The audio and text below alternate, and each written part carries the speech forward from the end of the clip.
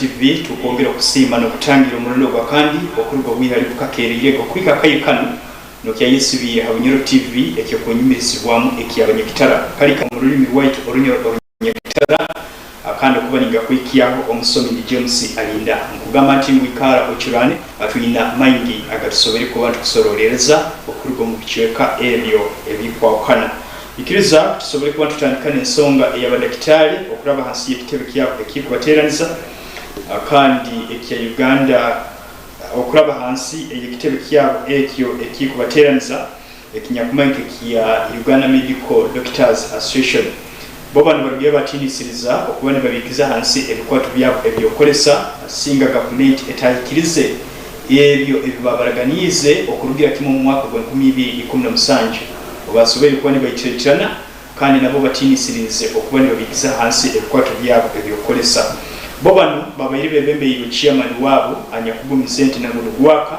balengera okola kintu kikusoboka ne bayikiretirana bakolokolwa mu gavumenti baitu nagulugwaka abantu bano tibakabaire kuba ne bayikiriza gamba okusemeza embeera enungiza okoleramu okubongeza omusaala n'ezalawansi zaabo omulingo batusoboloye mu mwaka gwa 2017 abadakitale omwihanga okulaba hansi y'ekitebe kyabo ekikubateeraniza ekya Uganda Medical Association bakayitirana abakolokolwa mu gavumenti oboni betomboyita habwe emisara entaito allowances zaabo embeera embi ey'okukoleramu n'ebindi bano bakatinisiriza okubikiza hansi ebikwatu byabo ebyokukolesa okuruga obwo gavumenti ekabaliyeka okuba nibakuraga obw'ensonga zaabo nizitunurwamu baitu okusigikira hali omuhandiki ow'ekitebe kino ekikutwara abadakitale omwihanga Dr. Muhereza Mukuzi akugamba nti nagunugwaka gavumenti ekyateekereho agakufuka ekintu ekikusobola okwongera okubaleetereza okubikiza hansi ebikwatu byabo ebyokukolesa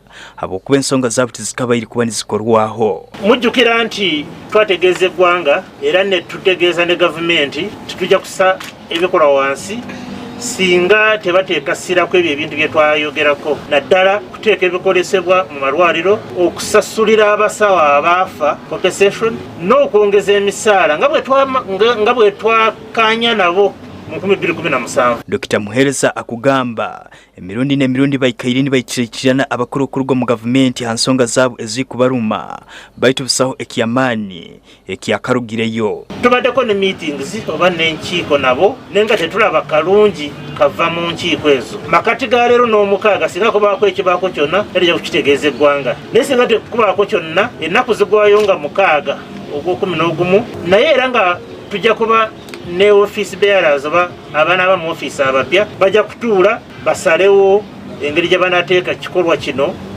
mu nkola okubaza bino byona babayire bebembeirwe mu chairman wabo akubatuwara Dr. Idiro nibabaliza abanyamakuru nagenda masino kusobora omulingo bakugenda okuyitirayitirana nk'abadakitale okulaba hansi y'ekitebe kyabo ekikubateeraniza kandi obo nibemigira omurukwato olwa buli mwaka olw'okujja kuba nirutandika ebiro 5 okukanga ebiro 6 okwezi kuno obo nibeecumitiriza hali ebyo ebikubaruma. The theme of the conference, that is the healthcare we want, will be discussed at a round table discussion. It will be the first item to be discussed at this conference from 9 a.m. to 11 a.m. on the 5th. So to members of the public who will be stating what they want in form of the healthcare services in this country. We'll have this roundtable discussion speakers from the Ministry of Finance, Ministry of Health. Nobukira abantu abamu obahika mu mbeera nkeno batekereza okuba nibekwata akatoli okutandikaho okwesalingya bo bantu bakugamba kino tibakujja kuba nibakikora baitu bakujja kuba nibali batira hamuramwa okwetomboyita kandi nibetomboyita batalina kitebe kyona ekibakugwamu okuyika okukira kwabo okuragarukuwamu era kyemuvudde mulaba nti fenga Uganda Medical Association emirundi mingi twogera kusasula abasawo bulungi kubawo ebikozesebwa kulaba nti amalwaliro gano gonna gafiibwako nga bwe galina okubeera n'okuyamba abalwadde baffe okufuna obujjanjabi obutuufu. So tetusuubira nti Uganda Medical Association ogenda giraba nga yenyigira mu activism ya politics oba tugende tugambe nti gundi gwe tuwagala oba ne tetumuwagira neffe tulowooza nti ne bannabyabufuzi tebalina kutuusa byabulamu ku kisinde ku Richard hano asimbire amakanda yahabura abantu abagufoire omuze okukwatibwa obulwaire nibatandika okwijanjaba yagamba nti kirikyo mutali baine habwomezo bw'omuntu. Wali abantu abamu abayingira mu pharmacy oba mu drug shop oba malwaliro agamu n'alondamu amadagala galonze kuba yalabako mukwano gwe nga gakozesa oba mukyala we agakozesezzaako ate kino kikwata ku ndwadde zonna. Oli n'abeera n'omwana we ng'asesema alina omusujja n'akwata kyakutte lwakuba bakimuwa ku mwana omulala n'akimuwa. So self medication nga we tugiyita mu luzungu y'emu ku kiresa ebizibu ebyo. Abantu abatubalizo nabo hansonga ez'abadakitaali okutinisiriza okubikiza hansi ebikwatu byabo ebyokolesa singa gavumenti etahure okusaba kwabo bino nibyo batugarukiremo. Owange omulaba nti kati bw'abanga akwatiddwa okuziira nkola ntya ng'abasawo tebaliiyo. Tuba tukitunyiga gavumenti bwe batebasasula esasula abasawo kubanga abasawo bwe bulamu bw'abantu. Abasawo okuteeka wansi ebikolwa tebeekalakaasa lwakubanga tebabawa musaala baki. Ekyo kintu si kirungi kubanga tubeera tufiibwa obulamu bw'abantu bangi abandiwonye abantu bamu. Nze ndowooza bandigenze mu maaso kubanga bo bakkiriziganya bakuba ebirayiro byabwe nga balina okuweereza abantu mu bubi oba sente ziriwo oba teziriwo. Bibaire bya Ronald Ngabirano, Bunyoro TV, agagumizibwe. Nanyinkya osobole kuba nokorotyo okotuba tujja tukabiteeka harubaju hariho abantu abayesubire isatu omukayire akakaruro kuba nikateerwa okuruga mu kicweka bya Kampala akandi bano bakehayo n'omutima gumu okuserulira President Yoweri Kaguta Museveni omu mulingo gwona okura nti yasobola kuba nayikiriza ekiroto kye. Bano bakugamba nti mbu okuruga President Yoweri Kaguta Museveni arangirwa nk'omusinguzi n'abantu abo bakoraganaga nabo naguno gwakabaka bakiwaho obwiko akandi no babaterera akasimu tibagenda maiso nokakwata habwensonga eno bo bano bagiye batandika okwetomboita obwo nibesalinja mu businge nibehabuza akanana akatano habwakini babebwa kandi omulimo gubakozere gwabaye gukota okura nti basobola kuba nibalemesa omusajja anyakumaika Robert Kyagulanyi Ssentamu okuba naija omugwebembezi. Habwensonga eno bo barahire bakomba pasi bagamba nti ngo omukaro akagarukaho barakirora bagamba nti ngo bakujja kuba nibabalindira omukona kandi bakujja kuba nibabakuramu ikiriza tusobole kuba ntukuhikyaho ebyo ebikusinga. Abantu abaserulire omwebembezo w'ihanga w'ekitinisa Yoweri Kaguta Museveni tubuhaburwa akaruru akakarwa kuba nikateerwa omu mwaka guno gw'2021 bakwetomboita habw'okumara obwire bwabo obwo nibakolera abantu abo abakwegondeza bo bonka nk'abantu abatakufayo hali abandi aba NRM bano akaruru kanu bakakaserulira omu bihanda ebikwawukana gamba nka Yellow Power Development Mobilization, NRM Mobile Task Force, Museveni Songa Mbele nebindi baitu hati agabakicura nigo bakubatikiza kandi okwetomboita baina kwamaani bo abekihanda kinu ekya Yellow Power tubagwireho akitebe kyabo ekikuru Hasalama Road Makindye babaire bebembeirwe mu Julius baino mugisa batusoborire ningo bajwahire kimu embera eyo kuikaragani babaraganiza ebyoya byanswa buli akaruru obukabakahikire baitu obamara okabaserulira buli muntu nakwata ogwati bamboine peka nyini tusiba ku ground ebyoza Museveni akalu niyo kutara kutumitinga tara kutulamu yata tuita nako ya dikada mna kutwegomba kaluka gwera mu Kampala muno yero yaite kyatambulamu ng'omuntu bwayambala yero bamulaba ng'omulabe nefe twasalonga Yellow Power tudde mu tutunde ekibiina kyaffe ng'abantu balaga nti bw'oyambala yero osigala ng'oli mu Uganda. Nakyo tufunye mu kibiina kino okuleka okwowera obwerere amafamire zaffe zibonaabona emirimu gifudde tetulina gye tujja ssente kyakulya tumaze kulonda emyaka ebiri tetukyalina na mirimu tuli wano tukoyera ku street. Abamu hali abamemba habwe bihanda bino balina okunihira nti rundi abebembezi baabo nibasobola kuba bahairweyo akasente kandi basobola kuba nibateekaho ebibumbakanwa. Twali mu kikowali muzeeyi yennyini n'asituka n'ajja n'agamba Yellow Power mbalabye mbakwasiza omusajja bamuyita Kisanja n'atutambuza yagamba agenda kola ku nsonga zaffe neeno gye buli takyakwata masimu talabikako. Tukusaba obwekitiibwa Pulezidenti mu olabya amawole gano otuyite tutuule otubuuzeeko kunyonyola ebizibu ng'ekisiire bye tusanze. Twaibu Umalo akukura aba NR Mobile Force omurubuga rukuru olwa Kampala akugamba nti omulimu bakakora ogwamaani habwa ensonga egyo bakubaire ni bajjukibwa kandi bagenda masino kubatwala ekintu ekyamaani. Muvubuka yavaayo n'aleeta ebipande bya President Museveni ku mini price ebifaananyi ebyo twabireeta ensonga Bobi Wine yali atadde ebifaananyi bingi nnyo mu kibuga ne tusalawo tuleete ebifaananyi ebyo twakola mobilization omulungi naye tetwafiibwako okusinziira ddala Ajati Mesa yatukozesanga kati gwe bawa obwa minisita naye yatukozesanga n'amala n'atusuulawo twalwana olutalo olwali lw'amaanyi nnyo okulaba nga President Museveni tumunoonyeza akalulu naye tewali n'omuntu n'omu yatufaako. Tuserwireho abakuru abakukura ekitebe kya NRM omukawempe basobole kuba balina ekibakugambaho hansonga eno baitu bateekeraho agakufuka bagamba zino tebakwijja kuba nibazeetaahiririzamu kandi ekibalina kumanya omulimu gwe baikaire nibakora bakagukora begondeize.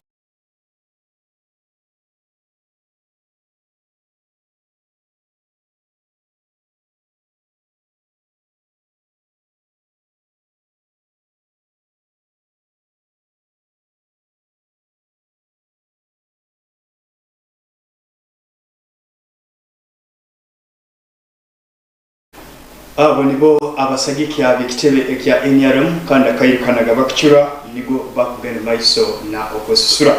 Ebyo katubiteeka abajju tusobole kuba tutarakaho mu Nyamasaza ya Kagadi hali ekicuweke kinyakumanyike kya Pachwa kandi bakolekya ntingo obusumo mu kicuweke ebyo bugenzero maiso no kuhingurana kinyakuletereza abayikazi okwehabuza ebihabuza bitahoire abibyo kwirindi baraba tataha mu kicuweke eki kandi no kweta kure mitwe bukaire buzire okulengaho okutema empenda omulingo bakusobora kubona barwanisa ebikorwa nkabino ebikweyongera bukayebuzire kandi obo tutunura ebyo bikoro ebikwijja omezi amake aganya kusigairiye omaiso gumuha kulengaho okutema empenda abataka baikaliro mu rukwatiro byokwerinda kandi abebembezi ba Pachwa town kirokino baikalizo rukwatiro wa mani urukwatiro runo rwebembeirwe mu meya owekitinisa businge Justus hamu na town clerk oteyo na OC station na abakuru abandi okurugo mu town council bobano okutema okuzibura bamalirire bakomere akatebe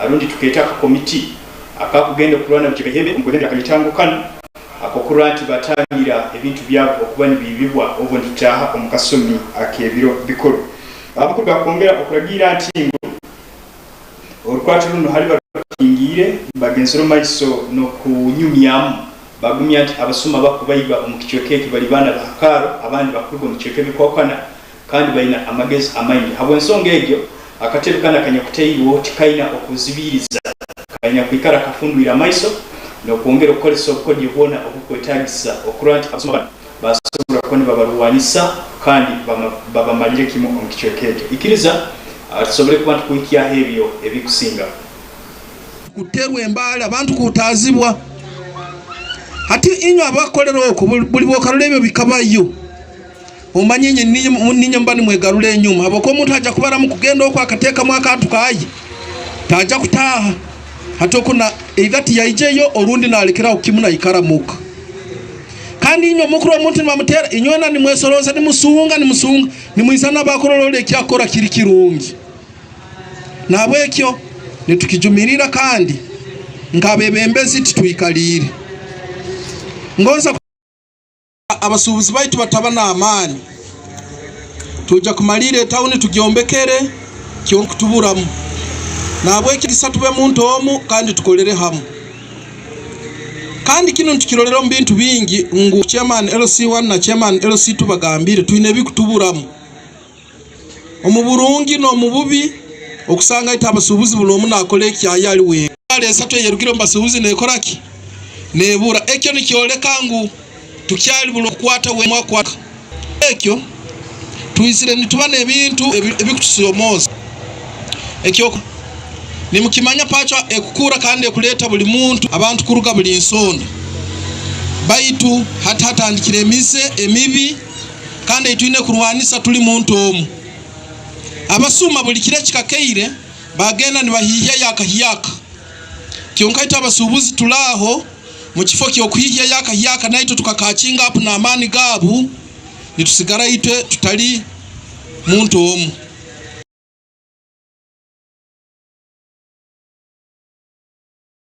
Waye nagenda kwiba ebihimba ebicholi n'ebindi ate ebintu byomukwenda tuchulererere then amakuru gokutukomagara abagataro nabwekyo kyala abazaire abaina abaana type egyo tujaga kwahura omwo kwika abando marayesotinga emizeka kendera nabasuma baate baine techniques ezinyo zimutakusobora inyo munayinyo mubanze mwerinde kandi ekinkubasaba ekira amasomero garakatandika papa mutwaro bujunanizibwa abana mubanka asomero abana bakwanga bategere niho kurubwira ebizibu ebimu nebitaliki bimu.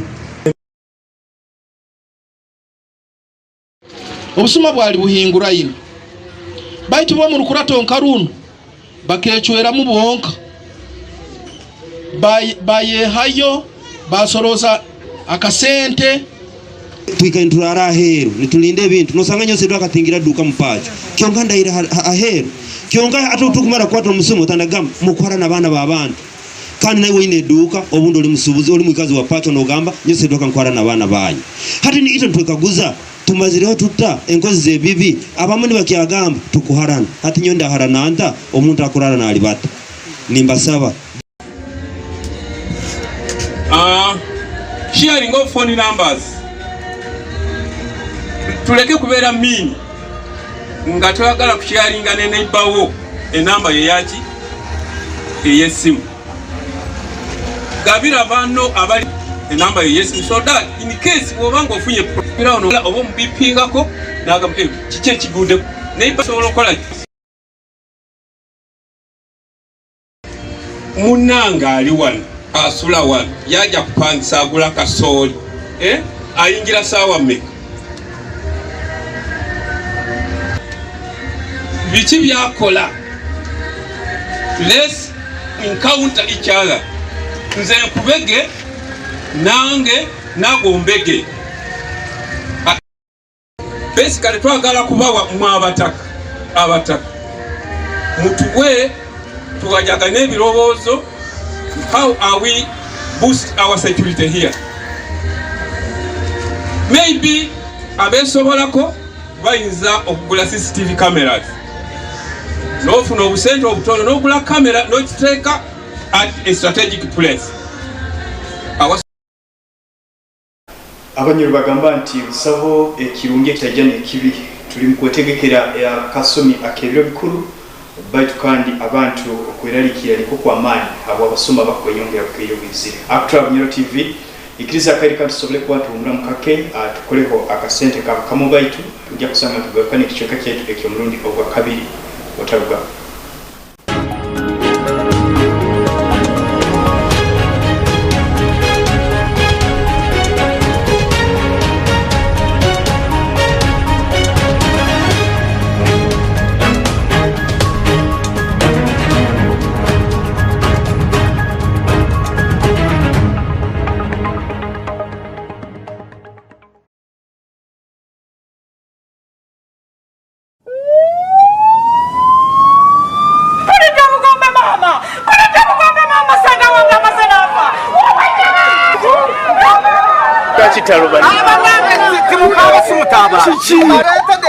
Safiri drink. Ando jena modoka eno tukanga. Anda eno jenkora. Era nze dereva wayo. Kakati kwe mbage nyinyuka. Ningamba kambaretere safiri drink munyweko.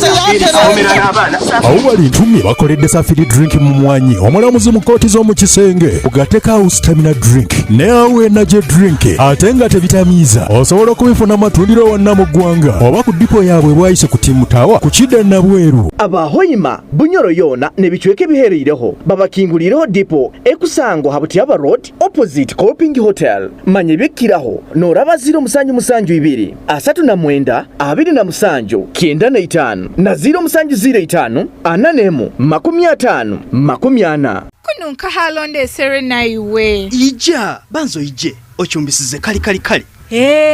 Ono muhe bitoke ne bihimba nyogo mpe bitoke ne nyama. Naiwo hakuliye bihimba. Oija kubinulirwa. Nankaiwe. Kiki waitu lekeraho nayiwe sahani yabandi twijja kuswala nayiwe bojenyo omukazi achumbisize geki achumbisiza kanzari katayari kare pauda bojo inywe kahingura ine mwija kuikiriza akanzari akatayari kare pauda kakwikibao abakesi products omusubizi kasange owa mzigo mkikubo mukono jinja hamna mitiana no maduka gona omwihanga. Liberty Institute of Business and Media Studies. Success, nothing else. It has been proven beyond doubt. Kuraba Liberty Institute okuboli mu line ya success. Bakakibaza kandi bakikora. Akaire niko kanuko kutarabwa homugisa go kusoma amasomo gano. Business Studies, Purchasing and Supplies Management, Marketing, Accountants and Finance, Business Administration and Management, Journalism and Media Studies, Cosmetology and Hairdressing, Secretarial Studies and Information Management, Hotel Institutional Catering, Record and Information Management, Project Planning and Management, Public Administration and Management, Social Work and Social Administration, Human Resource Management, Entrepreneurship and Business Management, Information Technology, Tailoring, Knitting, Hairdressing, tuwera no mugisa gune go kusoma short courses nka Computer Repair and Maintenance, Filming and Editing, Computer Package, kandi oba masomo gano gona ho kugezesa haruhu. Somera ha Liberty Institute oturukane ebipapuro ebihimbire kilo za future yawe yona. Bakora ebizamu bya UBTEB na DIT. Kandi bayina UBTEB Center. Ebizamu ne babikora asomera honyine busaho kuzunga. Haba diploma egumire hamwe na certificate kurabo mbasomesa abamani n'ebikwate byetagisa kukufore kyotabayire library, computer laboratory, production studio, photo studio, a demonstration hotel, standby generator, amaizi masanyarazi n'endi anungi muno haba ba boarding. Liberty Institute of Business and Media Studies nesangwa muhome municipality enyuma y'ekikari ky'omukama Harukurato Road n'okyahingura offices za human rights. Ebikiraho teresimu 0 mwenda 55 300 rundi 0 nkaga na munani kenda na munani 0 mukaga. Oine business yawe oine ebyokutunda rundi oine ebyokukora kyona ekwakwetagire abantu bamanye Bunyoro TV turoho leta business yawe ogitere abantu maiso ija orange naitu ha muhendo ogokengangana tuli ha chombeko kya Liberty Broadcasting Services arugudo rukujya Fort Potro opposite Centenary Bank Hoima omukampala tuli kamo Chachira Road oba tuikira simu zaitu zinu 0 kenda na 5 5 na 3 00 oba 0 kaga na munana chenda na munana 0 mukaga oba 0 kinana na ina nkaga nemu ana na mwenda oba tuikire ha email yaitu no kwesa Bunyoro television sales@gmail.com.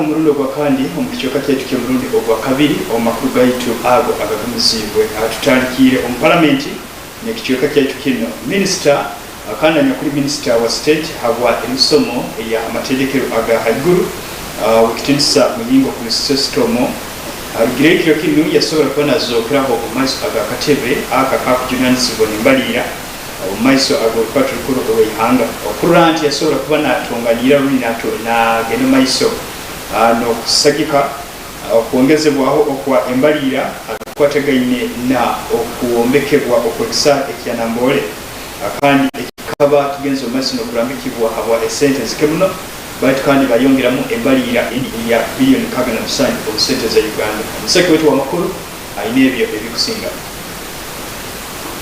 State Minister kujunanizibwa n'ebyenyegese bya haiguru Honorable Muyingo ku resistom hamna katebeke bazokeiro maisa ga kateba ka parliament akakujunanizibwa n'embalira okwirwa naho ha sente zikwikira kimo buhumbi nkaga na musanju mu sente za Uganda eziba sabire nuko basobola okugara buyake kisahi kya nambole. Also be aware the country is faced with the challenge of Mandela National Stadium, which cannot host international matches for critical tournaments like World Cup qualifiers and African Cup of Nations, among others. It's therefore critical that stadium undergoes the necessary innovation to attain the accreditation of CAF to host the above matches. Chair and honorable members, it is against this background that the Ministry of Education and Sports submitted a total request of 175.61 billion for financial year 2021-22. These resources include the following: funding for renovation of Nambole Stadium at 67 billion. abakurasaba olukurata olukulu olw'ihanga abanyakuyikaara akatebe kano basagikira enteekaniza enno niboolekya okusoomooza okwihanga lirabiremu ab'obutaba n'ekisa ekya Nambole. One, I want to say that Mandela National Stadium is a public company fully owned by government of Uganda, incorporated under the laws of Uganda. It is run under a memorandum and article of association that dictates how the board that forms the governance is appointed. The first we have started with as a ministry is to appoint a new board. We have a fully 100% new board. Our opponents, imagine you are playing Kenya, it is your home game, and you are playing in Kenya. So really, for a country that has been independent for all this long, it is a huge embarrassment. The other aspect also is that also the minister is fairly sensitive, the senior minister. On her watch, it's not proper for a country really not to have a stadium, and they say the minister is after all even the first lady. So it had all that very importance for that image. So when we brought this issue to the committee, the ministry responded, and we did a budget reallocation. From a budget committee, an initiative of a budget committee, we committed to find money for Nambole, not the ministry, but they wanted 50-something billion for a start. Uwe Honorable Moses Magogo anyakuli president w'ekitebe kyafufu obwabaire omu maiso g'akatebe kano asiimira abakurasaba olukurata olukulu olw'ihanga ab'okulora omugaso gw'ekisaayi kya Nambole. Like to call upon the committee to approve this provision. And why is it an emergency? Because people are asking why is it an emergency? It's an emergency because construction of this stadium does not take 1 or 2 years. It could take longer, but we are playing away from home. And we are at the moment qualifying for the World Cup. We are starting to qualify for the Africa Cup of Nations under 20 for 2023. Currently, we are hosting matches at a private stadium, which may not be qualifying to be hosting matches. In the area it is, in terms of there are certain standards which are from Ministry of Finance of 2017-2021 before this money is given to these people. Because funds have been released. This have got over 30 billion in relation to that project. Where was that money put? Mr. Chairman, we have asked these people, Ministry of Education, to first put in place the amendment of the National Council of Sports Act before anything dealing with Nambole. But they have refused for the last 10 years. Now, Mr. Chairman, Nambole Stadium, we have asked these ministers to tell us where the money collected goes. They are not answering. As we talk now, the hotel at Nambole is managed by someone. Honorable Michael Mukula is the owner of that hotel and is renting it. Is there a manager? Now, let me give some good information, Mr. Chairman. When you got the parking, we are privileged to have a former commissioner in URA. They are renting the parking for Pioneer Bus, and they are paying heavily. Secondly, this number is collecting money from a lot of resources. But Ministry of Education, when you ask finance, they say they are the ones, money is collected by Ministry of Education. When you ask Ministry of Education, they say money is collected by finance. Been raised about the management of the stadium in terms of revenues being collected. This stadium hosts football, which is managed by FIFA. It hosts athletics, which is managed internationally by International Athletics, Amateur Athletics Federation, and other international sports bodies. Don't they provide funds for the development of these sports in this country, both for identification of talent, identification and development of talent, but also development of facilities? Ebyo nibyo ebikorwa mu kwacu rukororo ihanga hakisa ekia Nambole. Abakuru okuruga omwirwaro eriyo eria ubukire omukujanjaba ahamno kongera kusomesa bikwateganye n'indwaye ezo mutima. Barugire bagumya nti abantu abakurwara imitima bakugenda masino kuyongera bukire bwizire kandi wokubatungira buli mwaka bakwolekya nti abaana bakwirukiruka akayikulu kamune emitwalo 6 nibo abanyakuzaalwa baitu akakiweka kamu habuli 10 abo baba balina obulwaire obw'omutima habw'ensonga eno bo bantu bakwetakula emituwe okurora omulingo bakusobola kuba nibongera okusomesa abantu okwetegereza ebikwateganya endwaire ez'omutima n'omulingo bakusobola kuba nibazeetangira.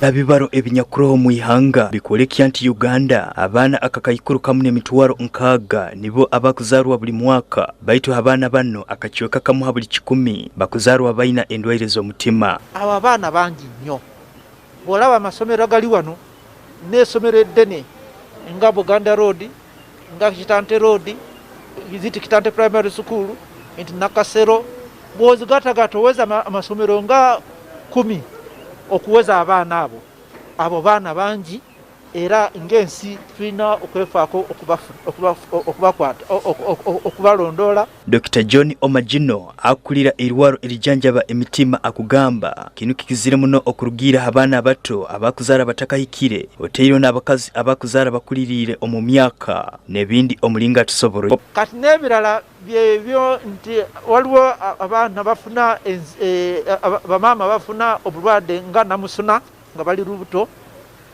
nebafuna endwadde nga kabotongo okukozesa ebiragalalagala omwenge tobacco sigareeti nga okusingira ddala nga olubuto emyezi emisooka 3 ez'olubuto. We need to start eating foods that help to clean out your hearts and to allow your cholesterol levels to be healthy. The one on top of the list for me is always avocado. Avocado, I know many people think it has bad fats, but it actually has very good fats that are good for your cardiovascular health. Other very good foods are nuts. You know, we have our normal groundnuts. Again, people think some of these foods have bad fats, but they actually have good fats, and there are other fats like almonds and cashews. Dr. Jackson Amoni anyakuli komisona okurugo ministry ey'ebyobomezi najunaanizibwa n'endwaire ezitasigibwa akugamba akyalo omutali baine ogw'amaanyi abantu okumanyisibwa handwaire z'omutima n'omulingo bakusobola kuba nibazeetangiramo. We are committed to working closely with Uganda Heart Institute in partnership with stakeholders like Prudential to promote heart health by providing policy guidance. The government will continue to work with the partners to ensure a conducive environment for prevention and control of NCDs, including cardiovascular diseases. Omutima gwawe ati niko akalitango akanyakutandikirwaho aba Prudential ekampuni ya insuwa okusobora okukonyera okurarangia amakuru handwaire ez'omutima n'endya enungi kandi bano bakugenda okuhikiriza obujunaanizibwa buno nibakonyerwaho eirwaro erya IMSC. International Medical Center is spread across 18 locations in Uganda, and we are excited to partner with our friends Prudential for this year's edition of Omutima Gwo. In all our 18 locations, we'll extend free heart assessment to the public, whether they are Prudential clients or our clients. Any member of the public can walk in or book in a free heart assessment in any of our clinics. Abanywa sigala babeera n'obulabe, abalya emmere erimu amasava amangi nabo babeera n'obulabe, abatakola dduyiro n'olaba nga abantu balina omugejjo obwo byonna byonna bireetera omutima okunafuwa okulwala. Mujje mwekebezebwe oba mukeberebwe. Bw'okeberwa n'osanga ng'olina obulwadde nga bukyali, kyanguko okubujjanjaba okusinga oli ajja mu ddwaliro nga ekiseera kiyiseewo nga n'obulwadde bukoze ki bweyongedde, kiba kizibu nnyo okujjanjaba n'ensimbi. Abantu nkabanna hali baba bayikalire reporter ekwolekya nti akiri habaho omuntu nk'omu anyakwina obulwaire obw'omutima ekintu ekyongeire okweraliikiriza aba Uganda Heart Institute omulingo bakusobola kuba nibarwanisamu obulwaire buno. Okutugenda omunyamasaza eyakagadi abebezi bongeire okweraliikira kandi bakulala batabijwaire okula nti bayongera okutema empenda omulingo bakusobola kuba nibarwanisa okumara kimu obusuma obukweyongera bukeyebulizire obwo ntugenda okutaaha omukasumi akebiro bikulu. Babano bayikalize olukwatu lw'amaanyi olunyakwemigirwemu abe byokwerinda okuruga rwa polisi RDC Lilian Teraho na bebembezi abahakiaro hariho ebimu hari ebyo ebagenzero masi no kuhikaho kandi omusaki wetu wa makuru ainebyo bikusinga. Omusaki wetu wa makuru owabaire n'abasamu n'abaikazi okuruga mu byaro bikwikira kimu mukaga harali ekyakahunde Nyakabira Isunga Nyakasozi Muhangi Kakwanzi hamu nebindi ebikusangibwa omuibohora erya Isunga omunyamasaza eyakagadi bagambire nti bukaire bwizire abasoma bayikaire nibayiba ebitungwa byabo nkente embuzi empuno nebindi kintu kyo kyasibika okabyamu okusigikira ali Moses Nyakatura anyakuli omusibiki atugambire nti abasoma bakarumba omakage bayiba ente ezikwikira kimu ibiri bazitwara baziteka motoka ekintu ekyamulekero mu mberambi nakayire kanaga kuchura nigo akubatikiza bano basabire police okuyimukiramu okuyikara nekora patrols omubichweka byabo nikuba sobole kuba ni bamaraho ekizibu kino bakayija basanga nyine ente zange ibiri zirayi kuzara zona ziri njungu basumora ekyo akonga matuka sawa nka mukaga nisanga zero konga kumatuka sawa 11 nkasanga zitaro hasoba kaitwaje mbwire hagati ya sawa mukaga no kwika sawa 11 onyasanga zitaro nyajamba vice chairperson kwa mlirana wange yaija twatoza twalonze bigere tukasanga bikwasize hayi hano baira bya hiziba betwara kolas baira sawa distance ntaito baitwara baiteka motoka twasanga nambe baisibire aho mipera ya motoka kubyama bukura kantu kakone kiro oina kuyimuka okarora kikie kigenda maiso usuma tuwine embwa za kaija muno nyingi abantu zibakwasi era kirukemu asuma embwa za kabakwata muno bayingi era muwasanga anteire mu butumenti ni nsaba government yesobole kutukonyera mu bintu by'okwerinda bino habwokuba singa habaho government yekatukonyera omihando hakabaho ekaba security abantu nibaswa kwehinyamu habwokuba bintu bakubera byaka omihanda ente bakatuibaho nyingi mu family muno aroeza mwena waitu bakatwara ente yina nezindi zongeire zemere za mwena waitu kya musanju muhereza kya musanju okusigikira hari Rafael Senyonjo anyakuli mukuru wentebe eyo kubanza habwa Nyakabira agambire nti omu myaka ebiri yonka abantu bano bakayiba ente zikuhinguro 50 kandi kikuhuniriza busaho nomu ayakakwatibwaga ekintu ekibatuntuize nibarara batabiyamire omu myaka ebiri yito omukyaro muno omukyaro kyonka kino kitwerene byali bitwereireho ente zibirwe ziri ente nka 50 ezibiru mubataka busaho nomu akwasirwe busaho nomu ali mu nkomo baitu nitorole ente nigenda buli kayire kandi no mukichweka hano henyine hatuhereire mini yetuhereire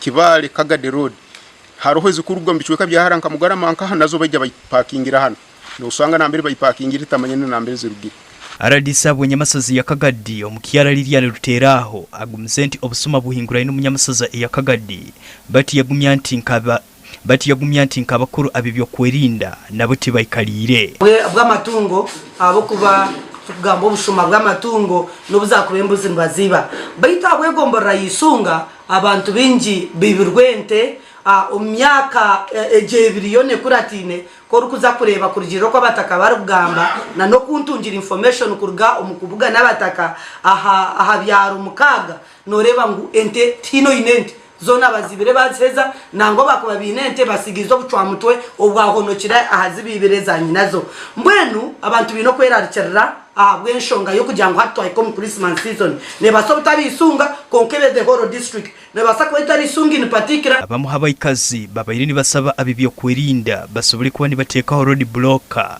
bayitutayikiranize nakyo yagamba bakugenda kukolesa patrols abo kuba abasirikala abamu ni basobora kukolesa kubi omugisa guno kwetungira mwaka sente kushaba ngo uteke muza road block ekiro nikija kizare bindi no teka road block owakubire wenka naza kureba ente nahendera giye mu road block y'ekindi kintu so nyowe cha road block ndingota kacishemerirwa muje kureka ninyenda turekeho patrol z'ekiro kugira ngo emotoka yita ya 99 twagarika twatunge motoka ibiri kurgo wa chief administrative officer aha district zugumeze torore mu district abukuba nabwe patrol yerumu no bwakubaryo mushuma ine program urajukanti okweralikira kuno kwiziroho omukaire akakazigizigi obo abantu batandikira okulebaho okwezi okunyakubamu ebiro bikuru kutandikira okusemberana obusoma bokira muno kweyongera mu kwezi nk'okwo 11 okwo 12 abokuba abantu abari kusinga obwingi baba bakimanyire kimu ebisoro bina okusarwa kandi enyama zina kulibwa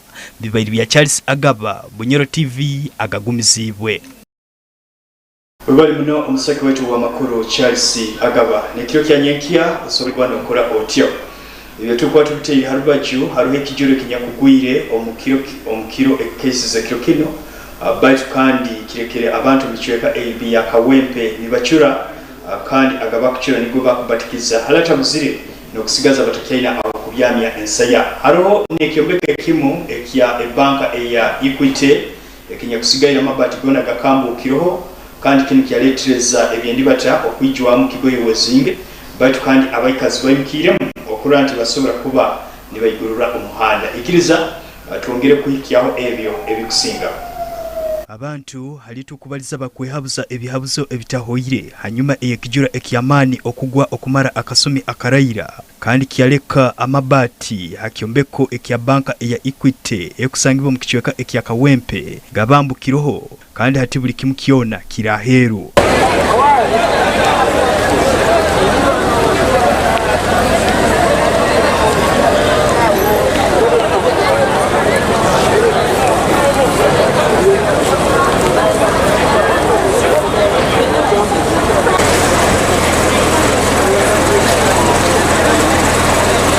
amabati gano aganya kukambukira hakyombeko ekya banke eno gagwire omu muhanda ogwa kawempe okugaruka bombo kandi kyaletereza nebyendibata okwijja mu kigoye wezinge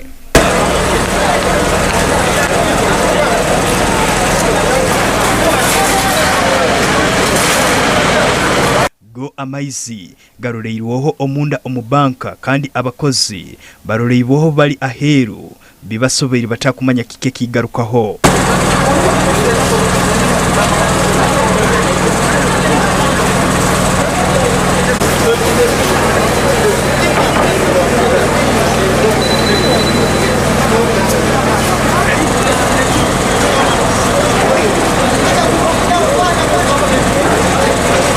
polisi yeserwe bwangu yeja etabijwaire okuranti yatangisiriza abantu ababaire nibenda ogukolesa nkomugisa okutaha omubanka okuranti bayibirayo akasente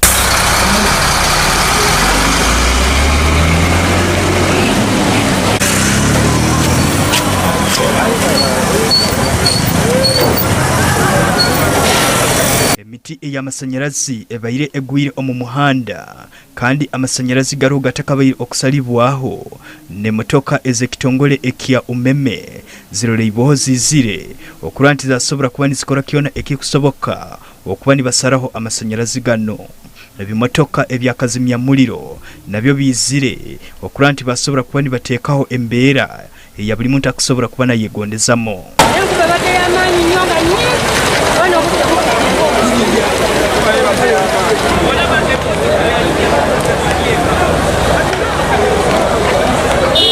abantu abanyakurabira harugwano okutafwa omumbereno batusoboroire nti bino byona bikurugira hali aba engineer abanyakuombeka ebyombeko bino ebitali hamutindo ngeje bayite enkuba tetonyanga ko mu kawempe enkuba ebadde mpitirivu ezene ebikula akasolya ka Equity nekaleta nekakuba mu kubo wakati nesitula amabati agamu negakanyuga ejinja kaloli enkuba ebadde mpitirivu emotoka nga munana zona ziweddewo zigongo badde ziweddewo badde zitugulako bazisibye tezisobola kujja kukola ki abantu kugula bintu kati aho tuba tulina kuddayo waka ne twebaka n'abatambula ab'ebigere tebabakiriza kuyita bazibere boda boda kali tuliza bamala okujjawo ebintu byoka tuddemu tukole naye kitukosezza nnyo bazino essaawa za ssente wetukolera kiba kyetaaga ndowooza okuddamu okukola ki okukiddaabiriza bakiyinza ovaako obuzibu ate obulala wakati ffe senga tezibadde waya z'amasannyalaze ezo nga ffe ab'akatale akasolya ako kabadde katulumbye era mwandisanze nga wanwandibadde musanga mirambo kiraba tegakolwako kyokka kati essaawa zino jaamu ali mu kilomita nga biki abantu bonna teryatambula kitegeeza nti singa tufuna ebizimbe bebigwa ne wayi zisinga okwongerako ensi tejja ttambula kati abantu bonna bali wano teryatambula motoka okumala essaawa 2 okuva enkola yakedde teri boda yadde etambula kitegeeza gavumenti erina okukola ekisingawo okulaba nti amakubo ag'ebbali egakolako nga naye tuba tufunye embeera bweti emmotoka zisobola okutambula. Abamu abaikazi baloleibwaho bali omukugaaraho amabaati gano ne balengaho okukola kyona ekikusoboka okamanyire enfumu ez'abanyoro tikigwire mwananka tomanya nyenkya nikisobola kugwa omwawe. Bibairi bya John Baptist ahumuza Bunyoro TV agagumizibwe. Bali muno musekreti wa makuru kandi nekyo kyanyinkya sobole kuba nokora otyo. Up to Bunyoro TV dakika ziri 47 za karaba saa 3 zekiro. Amakuru gacha agagumizibwe no gagakiraho baitu nkongera kujikiza ntingo omumpaka eza Champions League kirokino timu ya Man City ekugenda kwane bungisa timu ya Club Bridge kandi timu ya PSG okuruga hali mu Faransa rundi Paris Saint-Germain ekujja kwane bungira timu ya Leipzig okuruga hali omba Germany. Emizano endi ekujja kuba nebayo nabo kirokino mkopo nikyo kimu kandi nkugamba timu graba birigiremo kusinga tujja kwantongera ku bamanyisa ekiro kya nyingi tugaruke mu kuitira ne kiro kya nyingi omutekaniza kuyuta okuruga saa 12 za nyingi akara mpaka esaha zikujja kuba isatu za nyingi akara gakwikiyamba James Alinda okukusima tayina kugarukira kandi ninyongera okugondesa ekiro kirungi ningamba orali okusinga